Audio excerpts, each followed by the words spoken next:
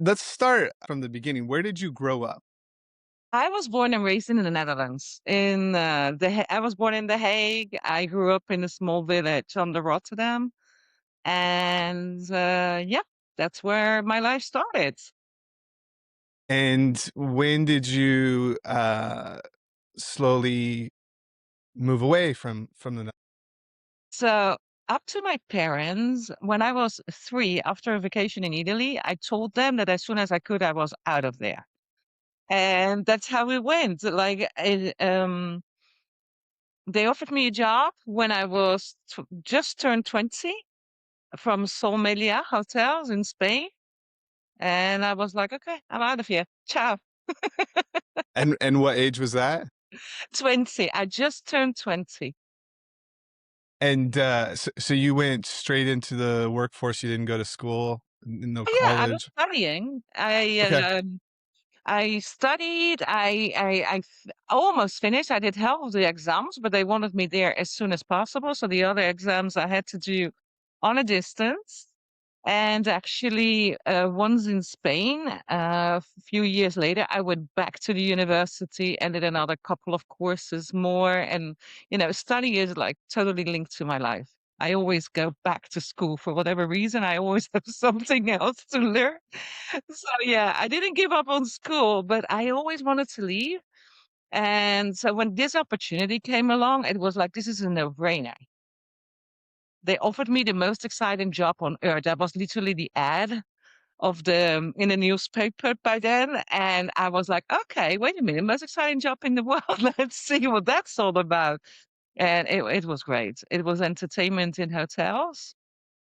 So we had children's entertainers, sports entertainers, and at night we would do shows. So we were dancing on stage, we were singing. I always presented the shows there, and it was just so much fun. What?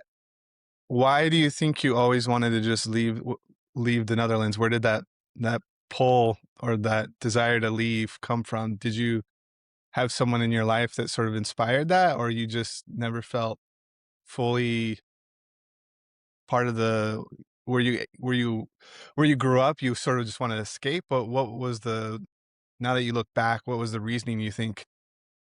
I think some people are just born in the wrong spot. And I was one of them. I had very good parents, so that was not a problem. I didn't have a trouble childhood. I didn't get in any trouble. I just wanted light, sunlight. I wanted a blue ocean instead of a gray one. And I spent as a kid every year a month in Italy. My parents would take my Mm. sister and myself there, and for me, that was my happy place. For me, it was, okay, here I can live. And actually, I always thought I would end up in Italy. Never thought about Spain because we would never go to Spain. Did you speak Italian when you moved there in your 20s? I did have quite a lot of knowledge of Italian, and actually, I was there last summer. And it's funny because it all comes back. It's still somewhere there hidden in your brain somehow. But I didn't speak a word of Spanish. I had to learn, of course, but I did speak French, German, English, Dutch. So yeah, it was difficult and not difficult. It depends how you look at it. First of all, when you're 20, nothing is difficult, I believe. I think life is just one big challenge, one big party, and you go with it and you move through it. And what I found in Spain is that I really wanted to be part of the people there. I didn't want to be another stranger, another tourist, another expat. That was not my idea at all. So I went back to the university. I did courses to become absolutely fluent in the language and also in the culture. So the same way I was learning the language, I was learning how to cook Spanish dishes. I was learning how to dance Spanish dances, which industries were the most important ones in Spain, and so on and on. Politics, everything. Where in Spain? In Malaga. So the first year I did in Ibiza. Then I had to leave the country because by then it was not the European Union as you know it nowadays days. So we could work for 9 months, then you had to leave for 3 months. So I worked for 9 months. I left, and then they offered me a job in what was then Yugoslavia. So I went there. I set up the entertainment in different hotels all along the coastline. For then I could pick my hotel. I picked the hotel right in front of Venice. And so I was there for a year when that was before the war. So you could already sense that things were going wrong over there. So the first job offer, I had to go back to Spain. I went back to Spain and never left again. And that's how long were you in Spain? That was your 20s and 30s, or But yeah, I was in Spain for 25 years. wow. Okay. So Yeah. you're almost more Spanish than Then than Dutch, Dutch. absolutely. Absolutely. And obviously you really hit the ground running there. But what experiences, what professional experiences and things happened to you when you were in Spain? I mean, that's a long period of time, but sort of the highlights of your time in Spain. Okay, so first it was the entertainment in the hotels, which was a lot of fun. And also challenges because I didn't speak Spanish at first. So I remember one night I was standing on stage and well, a month earlier, my manager in the hotel asked me, I said, "How good is your Spanish?" I said, "Oh, it's great." It was not, absolutely not. So he said, "Well, in 1 month time, you will have to present all the shows in Spanish instead of in English." So I was like, okay, I can do that. So I started to learn as many words as I could. And that night, the first night I had to present the show, I was standing there in a beautiful dress and I said, "Buenas noches, señoras y caballos."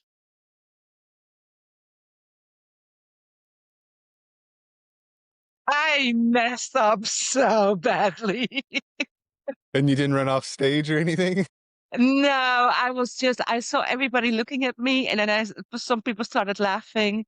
And I thought, okay, I said something wrong. I messed up. Okay, let's just keep on going. Let's see that I just made it look as if it was my joke. It was not. I was sweating. It's not nice to call horses to the gentleman there, but it's okay. So that was one of the things. After entertainment, I did more of event planning and stuff like that. So I would organize weddings, meetings in hotels. Then eventually I got married and had a daughter. Wasn't I couldn't work in those kind of things when I was at the same time a mother and a wife. So I went back to school like always, and I did the design courses and I became a jewelry designer and an accessory designer for pets. Set up my own little company, linked it to an association in Spain, one that I set up myself together with another lady, and we founded Baas.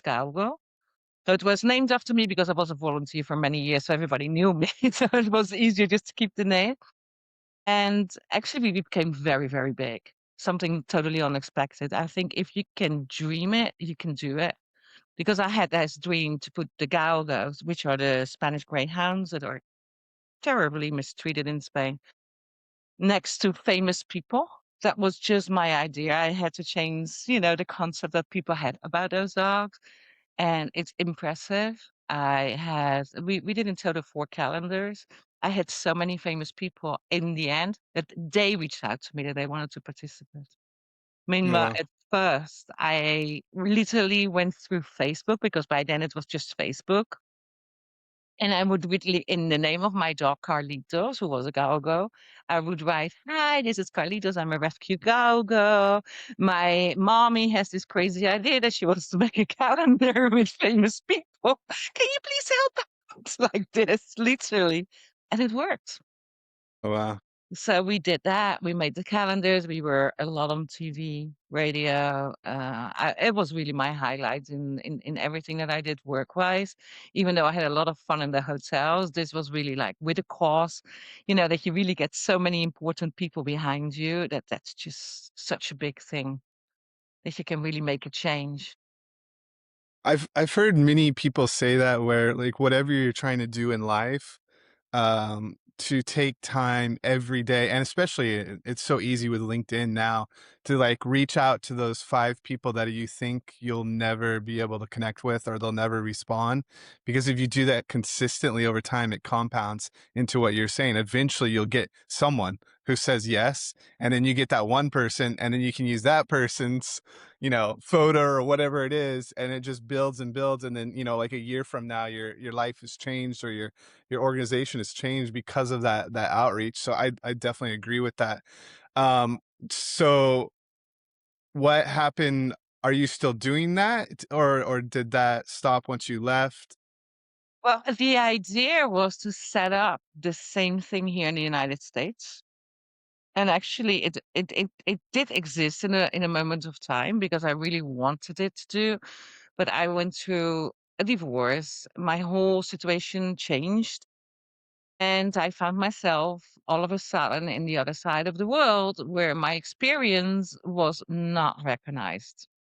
My studies were not recognized. It was tough. It was really a situation that you're in your 40s and all of a sudden I felt like a newborn baby with an old face. You know what I mean? It's like you don't have a credit score. Nothing that you represent is actually uh, recognized. So I ended up in luxury retail. I started working for Nordstrom, selling designer luxury shoes to men. Then I started styling men, and then little by little, I made a career out of it.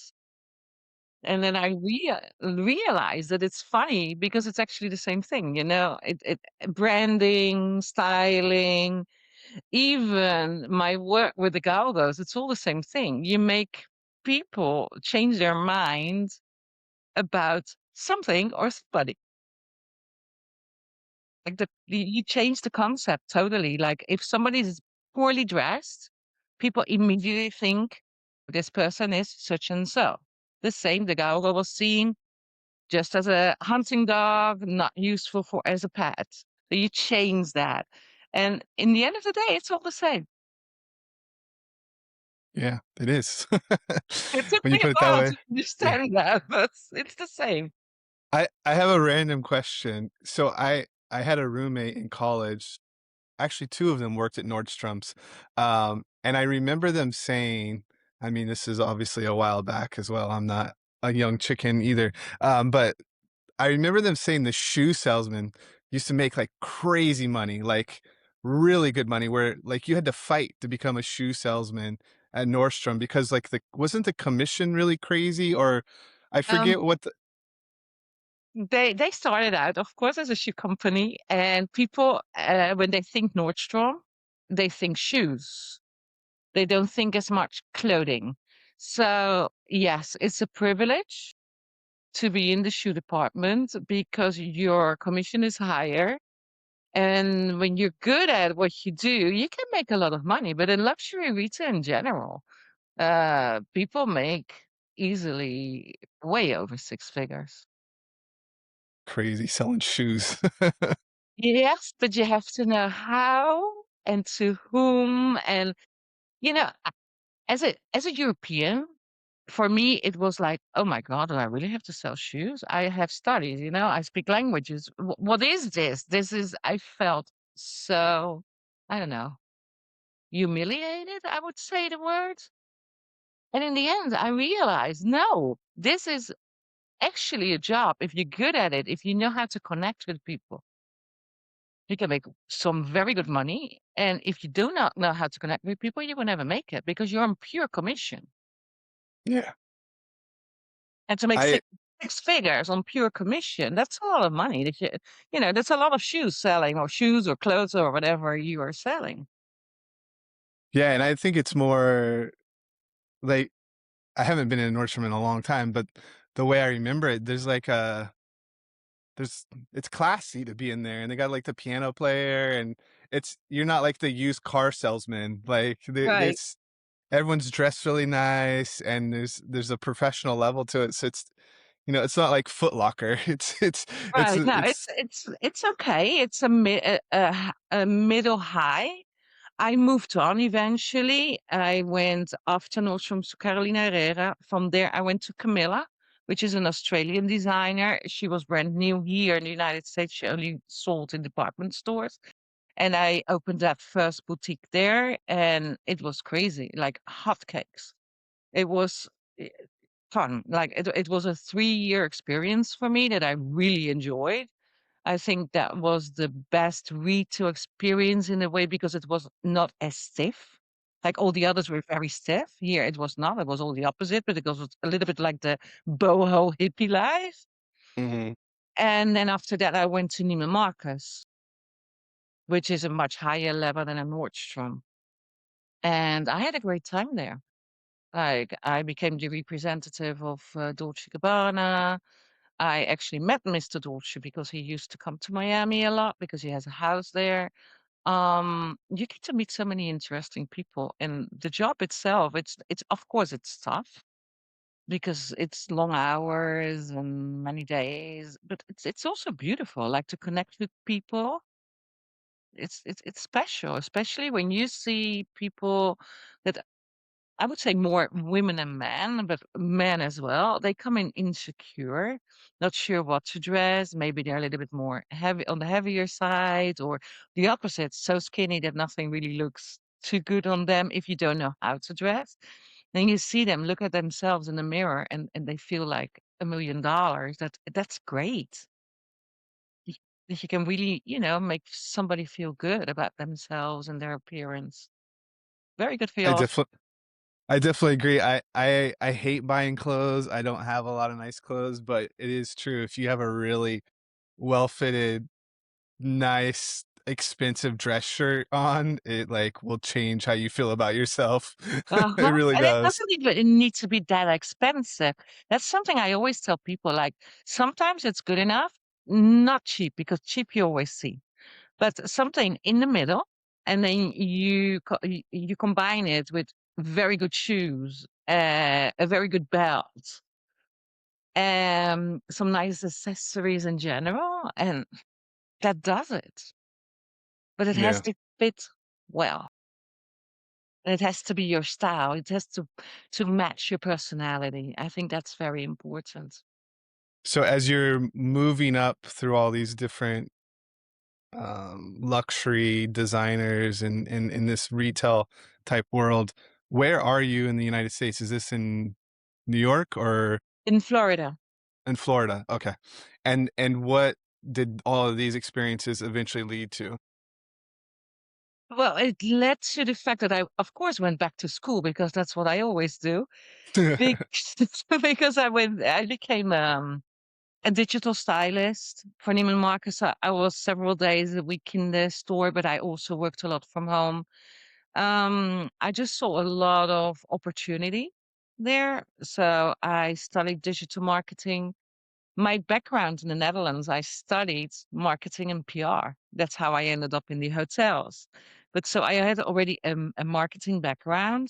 So I went back and I was like, branding and styling is the same thing. So what I like to do is somebody starts a company or it's just not working, something is off. It's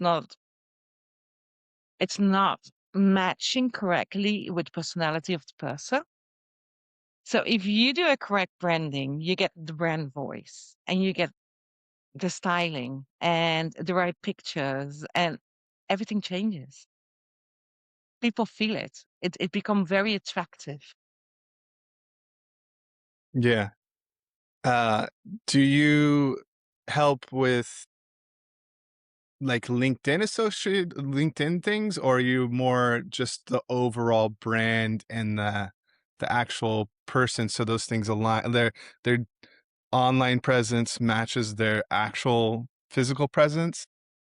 Yeah. So what I do not like is just a LinkedIn because if your website does not match what you show on LinkedIn, it's worthless because you get people to see your LinkedIn looks beautiful, it matches you, and then you go to your website and the language is off and the pictures are off and it's just not working. So or we do the whole package, or if not, you're wasting your time and money. At least that's my opinion. I know some people think that just by a nice LinkedIn, it's good enough. But if you have a company and you have a website, it should match each other, especially the brand voice. Yeah. It's I think the reason it takes so much focus to get just one of those things right. So to get all of it aligned and like synced in a way, it's you have to seek help. You have to pay people to help you figure that out because even if you are willing to spend like every waking second to make sure all your website, your LinkedIn, whatever other social media, that it's all perfectly branded. There's always going to be something, which I've built a lot of websites and I've tried to do a lot of social media. There's always something that's like you forgot to update this statement, or there's the old photo on this one, or like exactly what you're saying, and you need another set of eyes that's going to be, I guess, extra judgmental too, to point those things out. And that I think you sort of exhaust yourself if you do it on your own, and you start to not see your own digital flaws, if you want to put it that way. No, but I think it's like with everything. If I look in the mirror, I see one thing. If I go to a store and my stylist sees me, she's not just looking at me at the mirror. She looks my back, my side. She looks everywhere, right? That's why I have her. So that's why you want somebody that says, okay, your website, your coloring is off. It's not you. Um, there are actually, I do exercises for this. So to get the right coloring for a person, how can you have I don't know, a yacht company and it's all yachts, and the only thing you're talking about is how big the yacht is and what the motor boat can do and so on. But you're not giving me any desire because I don't care. Mm, I see that boat, but I want to know how it feels to be on that yacht. If not for what? I pass by, I scroll. It's like, okay, it's a big boat, looks good, bye. Now you're telling me about this boat, that you take me to the islands in Greece and how I'm gonna feel with the breeze in my hair and how your crew is gonna cook, Mediterranean dishes for me. Hey, now we're talking. Same thing happened with your brand. If it's just, specific things like, okay, I build websites. Okay. You and a million other people. What's special about you? yes, totally agree with that. No one cares about you, unfortunately. Hmm. and and no one cares about your product even if it is a great product, and exactly that, you have to find that pain and solve that pain, and they're not even sometimes pain aware, so it makes it even more difficult to sort of show them the other side of how they'll feel after they use your product or your service. It's a lot of work doing those things. I'm trying to figure it out what I'm trying to do at the moment. It's hard to put yourself in those shoes sometimes. It's difficult because, first of all, you have not lived that person's life. For example, I work a lot with people in Europe. For me, it's easy because all my life I lived in Europe. Now I'm in the United States since the last decade, but I was already a grown up woman, so I can see the differences. I can see how Europeans do business, how American people do business. And then, of course, northern part of Europe or the center part of Europe does business in a very different way than the south of Europe. And if somebody from the northern part of Europe is going to buy something from somebody in the southern part, you know exactly what they want because what do they not have? They don't have good weather. They don't have this yachting. I go back to yachts because I work a lot with people that in branding with yachts. They want that specific thing because they can never have it. Even when they stay in their country and they rent the most luxurious yachts, they're never going to have the beautiful weather. So they will go down there. So what's the most important part? Nothing to do with the size of the boat. All they want to know, okay, I want to go with my family. We are 8 people. Okay. That's what they want to know. But what they want to know is, okay, what you're going to do for me? How are you going to make me feel? And culture wise, we are very different between each other. You cannot compare the north of Europe, the south of Europe, America, North America, South America, Canadians. We're all different. We all want the same thing, and that's we all want to feel good. But how to get there is very different between different cultures. Yeah, for sure. I see the differences every day living in France as an American. It's just lots and lots of little differences. If someone's low confidence, can they have a successful brand? Or does that just sort of bleed out into what they're doing and people will pick up on that? Now, I actually think if you start working on your brand, you're going to start working also on your self-esteem because it's out there. Like I'm going to ask so many questions about you and it makes you think. And I'm going to point out the things that catch my attention about you. Low esteem is something that's inside of you. It doesn't mean that you're not worth. You normally have a lot of things that people wish they had. It's just you inside that's not working, that you don't see what you're worth. But when I start to point those things out and we start working on that, you see normally that people grow. Mm, yeah. As as I told you before with the little podcast I did for young kids, they're all insecure. I've never seen a young kid that is secure of himself because they're going through so many changes. And when you start working on their personal brand, it's so funny. They grow Mm, and they really start to feel good about themselves. Oh, I thought being good in math is nothing. It's nothing. You're special, man. You're number one in your class, for example. Or everybody's good in something. Everybody has something special. You just have to find it. yeah. I think kids, especially teenagers, I mean, I'm not around a lot of teenagers, but from what I hear secondhand from people who have teenagers, friends, that there's this, they're sort of sheltered to the point where they're not allowed to build their own confidence in themselves to some degree. Because when I was a kid, it was just you just knew at a certain point you're gonna go out and get a job and start paying for things. By like 16, everyone had a job that I knew, or you were like really into sports. Now I don't I feel like no kids are going out and getting jobs. Like it's crazy to think a 16-year-old would go out and get a job and like pay for their own gas. Maybe I have a weird view of and I don't know the right people or anything or something like that. But it seems like there's less kids that are sort of thrown out into the world to have those real life confidence building lessons.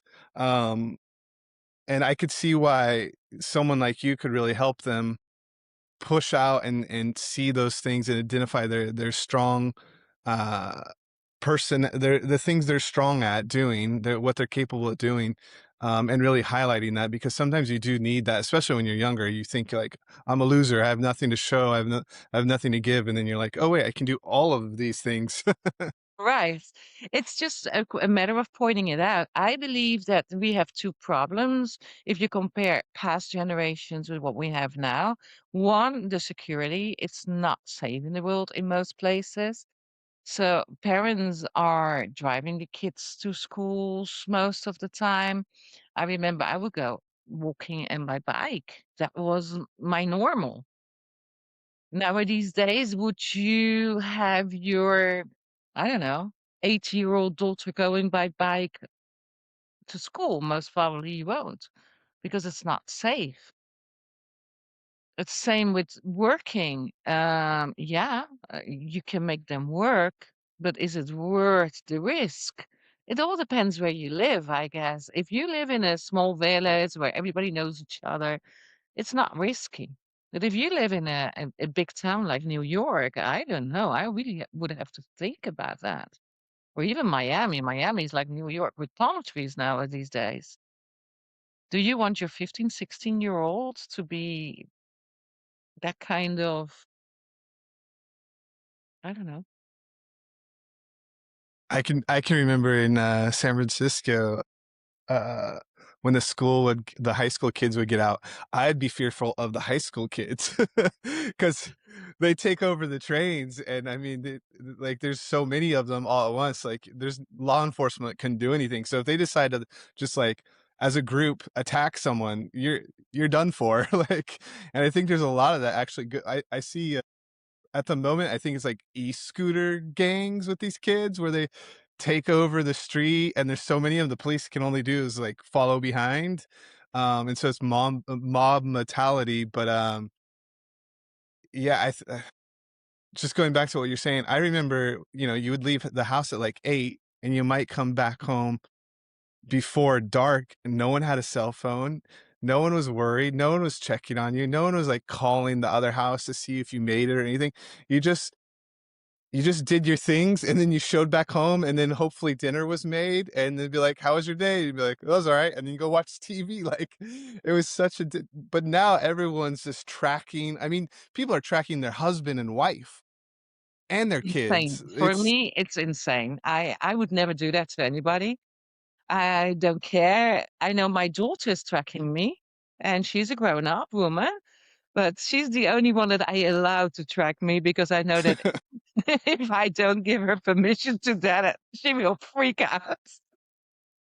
But honestly, it's like, why would you track somebody? And for example, a simple thing, if I wash the clothes of my partner, I never put my hand in the pockets.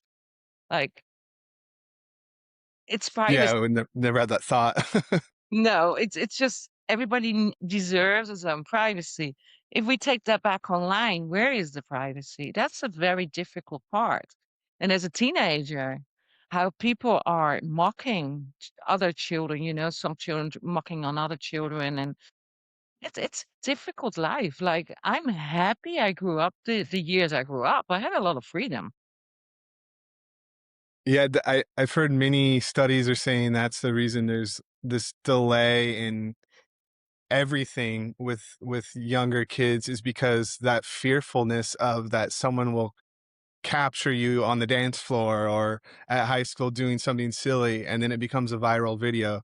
So people are just staying home and doing nothing. It's just sad. That's where we're at as a society, because man, it was my 20s, you could get away with anything. I mean, like, and there's no proof, it's just Right. someone else is saying, "Oh, I saw you do this." And you're like, "No, you didn't." You didn't see me do And that if on the you dance did, floor. we never talk about it again. Of course not. Right, right, right, right. Anyways, Difficult because there's cameras everywhere. So right now you're really exposed. yeah. Literally, cameras are everywhere, and everyone's so willingly to put cameras on their properties, in their house, in their living rooms. Like these viral videos of like the husband doing like dropping a bowl of whatever on the floor and makes a huge mess. I'm like, why do you have a camera in your living room? Like, why are you like recording that? Like, where do you live that you need to be 24/7 monitoring your living room? Like, didn't you just need the exterior before? Now it's interior. It's like, when does No, it stop? not in Florida. In Florida, everybody has cameras inside because you never know. I mean, this is like really off topic of things we're planning to talk about, but okay, say that the whole point of those cameras is to capture the bad guy in your living room. I mean, maybe Florida's better with the law enforcement, but like in California, like you capture the guy stealing your bike from your garage, and you have a clear picture of the person. You hand it over to the police, and they go, "Okay, It's about now the same. we're not going to do anything, but we have a picture of him now." Like, Yeah, no, it's the- about the same thing. It's maybe a false sense of security oh yeah, yeah, because in the end of the day, like where I live now in Naples, like I lived for a very long time in Miami. Now I live in Naples. What you get to see here on the camera is the bobcat that's passing by at night. If you're very lucky, you might get to see a bear. oh wow, But here, honestly, where I live, you don't see anything else but some wild animals, and that's it. But Yeah, still, we all have cameras. we have wild boars that come and destroy the yard.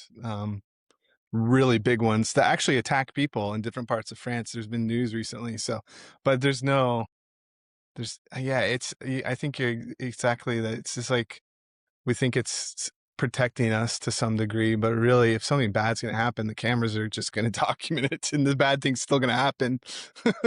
It's very sad, but if somebody wants to enter your house, he's gonna enter the house. Yep. You can Yep. try to do whatever you want to do. But I think that's different from not having anything and think, oh, if I would have an alarm system with cameras, at least you feel that you're preventively doing something. Yeah, you're proactive. Yeah, it's like with your health, right? Every year you do your health checkups and then you say, okay, it was good. It feels like Yeah. you can never get anything, which is, of course, a lie because if you did your test in January and in June, you might get something. They can't catch everything, but it makes you feel good. So I think it's about the same thing. Um, to go back about your whole life story with I guess moving to the US with what you know about that struggle and how like all of your experience didn't necessarily and your schooling didn't necessarily transfer over. Is there anything you would have done differently if you could go back to your younger self? Is there anything that you would have done to maybe avoid some of the headaches you had when you moved to the US? Um, I was never a fan to go to the US. I used to visit it because my ex-husband had business in Miami, so we would visit it. I always said the same thing. I love to go there for a visit. I don't want to live there. Now I live here and I miss so many things from Europe that most probably I would have tried to avoid moving to the US. Mm. Am I unhappy here? No, absolutely not. It's beautiful here. And I'm starting to make very good friends and I've had a lot of fun. I've been very successful in my jobs. So do I regret it? No. But I think if I would have known the entire struggle I had to go through, most probably I would have never taken that decision. The same way I always say the best decision I ever made was leaving the Netherlands and go to Spain. I would not say the same of leaving Spain, going to the United States. Do you think it's easier in the US to find um, business or employment, or just is it easier to make money in the US since you've It, lived in many it places in Europe? definitely is. If you're willing to work, if you're willing to really put your effort in, you can be very successful in the United States.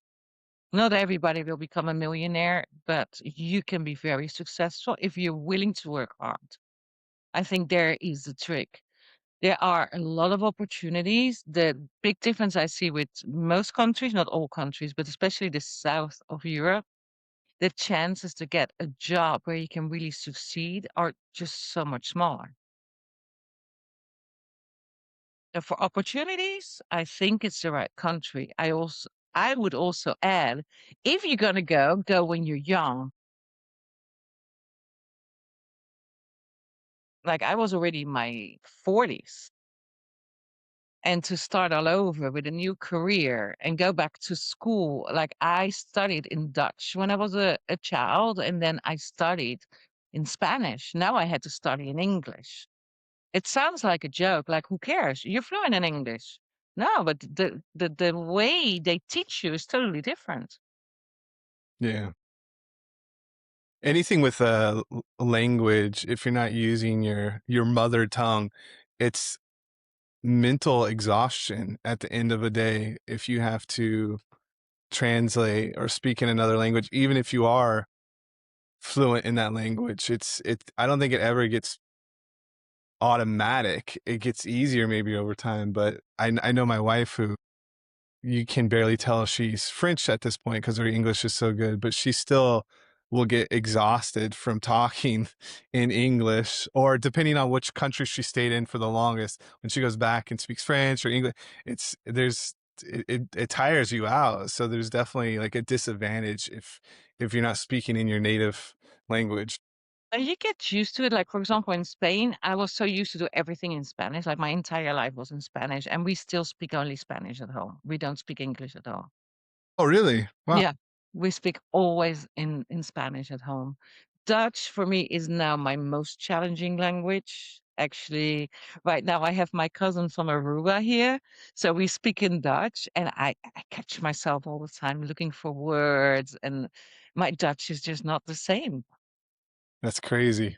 But I left so long ago.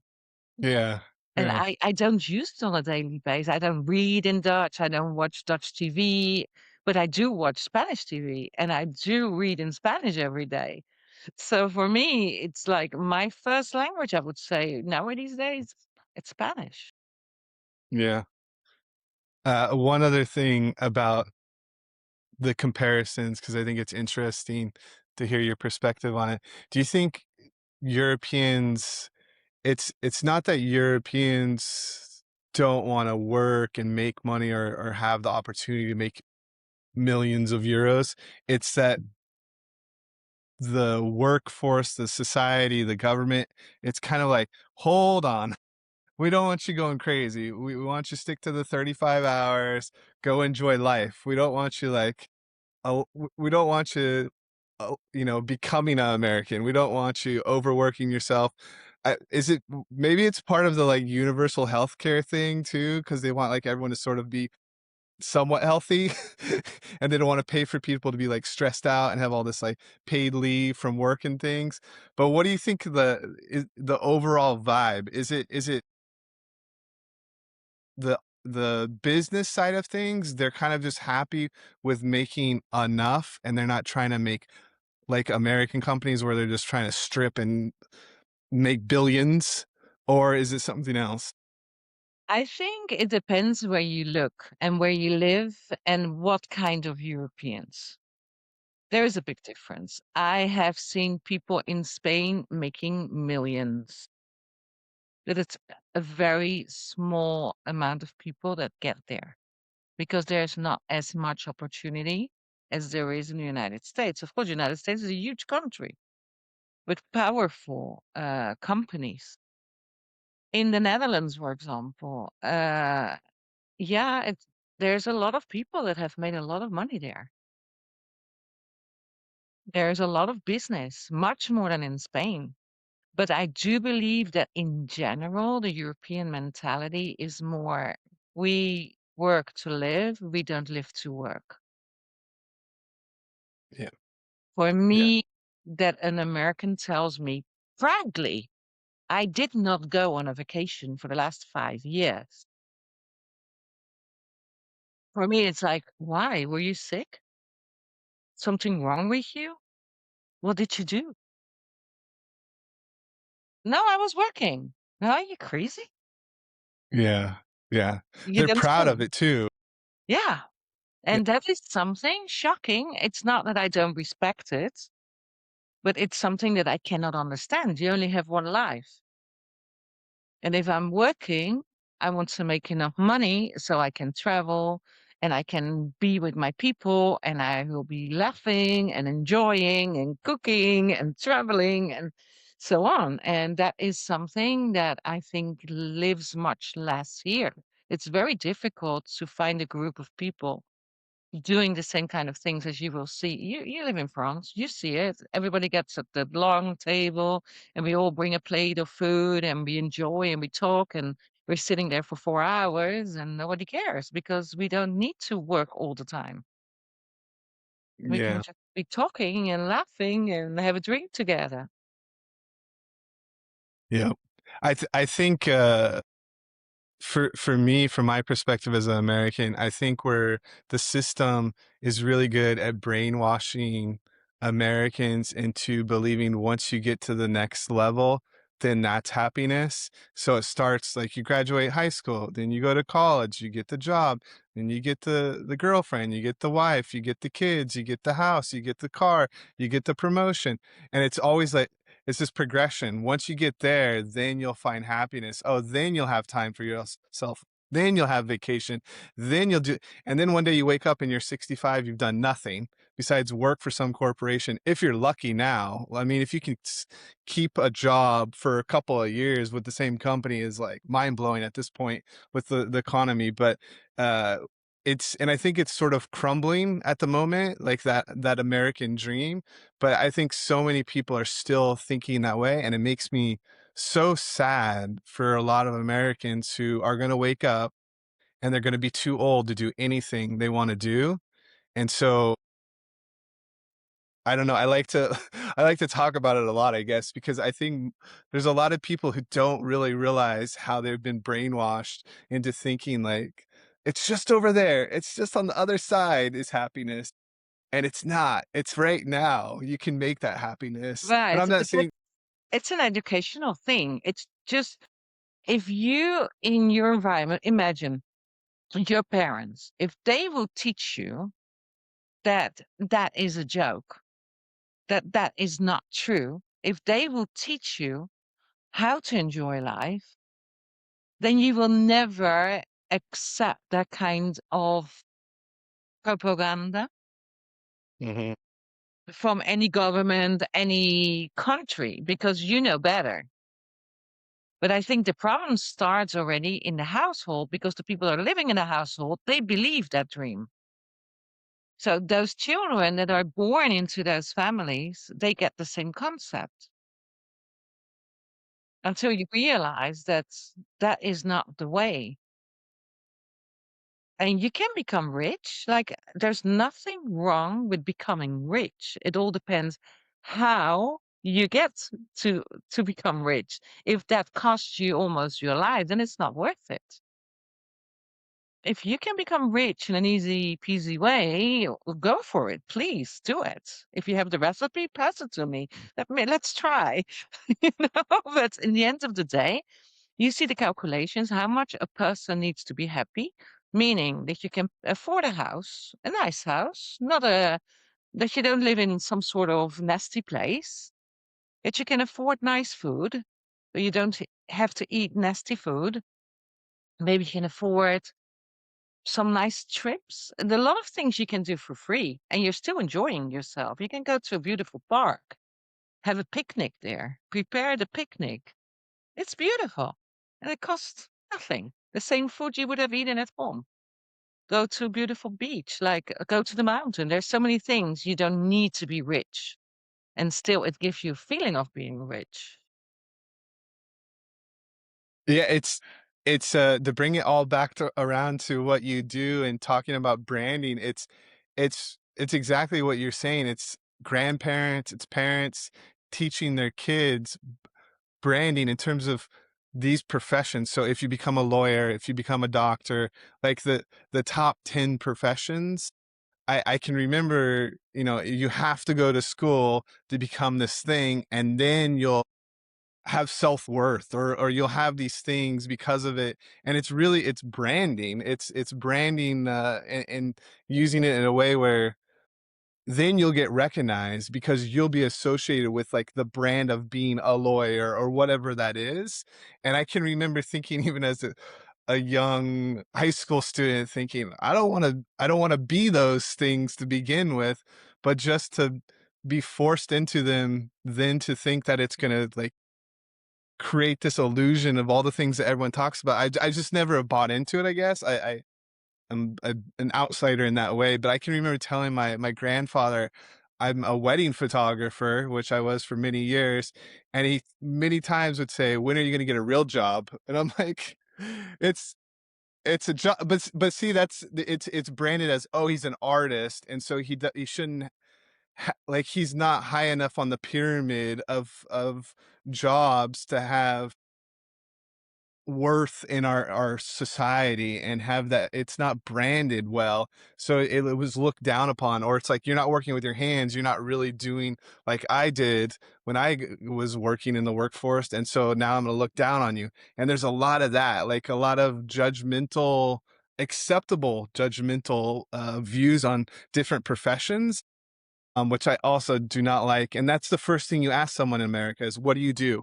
And then you've Right. branded that person based on that. Oh, you're a dog groomer? Oh, you're a terrible person. You must have had, like, you must be a drug addict or whatever. Like, people have these stereotypes. Yeah, like, oh, you must have had something really go bad in your life and now you're cutting dog's hair. Like, but that's what people do in America, and it's very unfortunate. I never asked that question because I don't like it personally. And in France, you're not going to get that, or really anywhere in Europe. But it's a really weird thing Americans do. Um, to go back to everything you do in terms of helping people with their online, in-person branding and making all those in sync, if there's anything we talked about, and maybe not the last 15 minutes maybe of our conversation, that really resonated with someone, how should they possibly work with you? They can reach me on my website. So they can go there and book a call with me, just a clarity call to see where you stand, what you would like to do, just have a conversation together and see where I can help. I cannot work with everybody. I'm honest there because I have to have the feeling that I can help somebody really. And most of the time it's the case, but it's not always the case. So that's why for me it's very important to do that call to see where you stand, what you're doing, because if you work with me, what I want is that you feel amazing afterwards about your brand, your personal brand, your website. I don't build websites. I'm honest with you. I have people do that, but I guide everything. I do the whole branding. So everything feels like you. And some people are not that open to it. They're just more closed, and other people, they love it. So it's, um, it's just finding the right match, and I'll be very happy to help. Awesome. Well, thanks again, Sandra, for your time. This is great. I'm sorry for my ramblings. No, I love it. But I have to say one thing. In Europe, there's countries where they ask you, "What do you do?" as well. It's not just an American thing, so don't feel bad about it. Not all Americans do it, and not all Europeans are saints. Not everybody just enjoys life. There's also very, very, very pushy people in Europe, and there's good and bad everywhere in the world.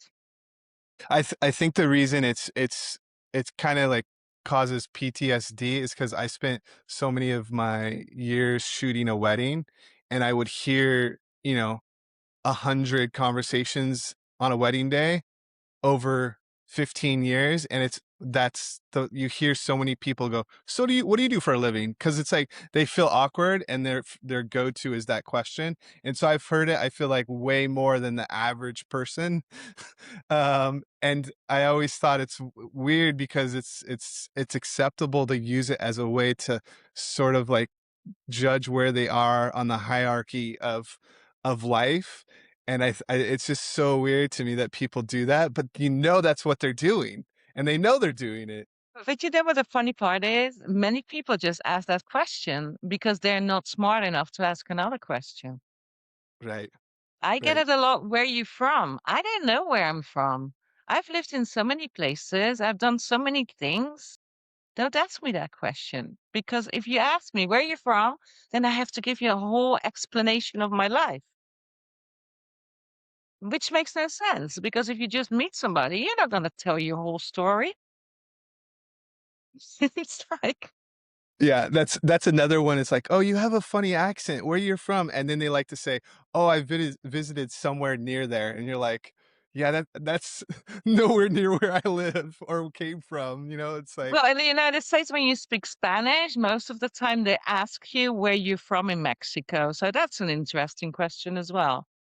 "Oh, yeah, you must get some really interesting," or they must be, like, blown away with your responses because 'cause they're, like, all over the place. My daughter, Uh, for example, was born and raised in Spain. She's blonde like me and with blue eyes. So people would ask, oh, but you're not brown or you're not this, or why do you have blonde hair? And she gets so annoyed because like I have an accent in every single language I speak, but she doesn't. Mhm. So it's like, can't you hear that I'm from Spain? Spain, Madrid, Spain Yeah. Yeah. But you don't fit it at doesn't all. fit in their head. So you break their brain every time you say that. Um, yeah, that's funny. Well, thanks again for this, Sandra. That was great. I think we talked for the longest I've done on a podcast. So it was very interesting. I appreciate your time, and I'll talk to you some point in the future. Absolutely. Thank you so much for having me.